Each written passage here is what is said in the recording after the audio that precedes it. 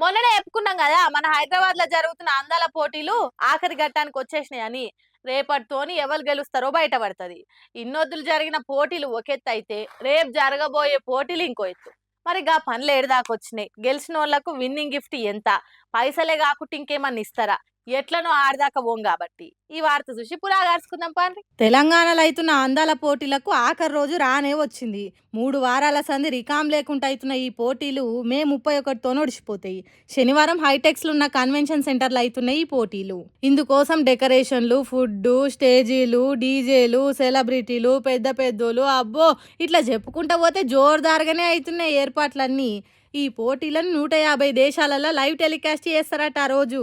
మరి ఇంత జోరుగా సాగుతున్న ఈ పోటీల గెలిచిన వాళ్ళకు గిఫ్ట్ ప్రైజ్ ఎంత అనుకుంటుర్రు? ఏం తక్కువ 8,50,00,000 ఇస్తుర్రట. ఈ పోటీకి సంబంధించి ఫైనల్ రౌండ్స్ అన్ని మస్తు కష్టంగా పెడతారట. ఉత్త అందంతోనే కాకుండా మైండ్తోని కూడా సమాధానం చెప్పాల్సి ఉంటుందంట.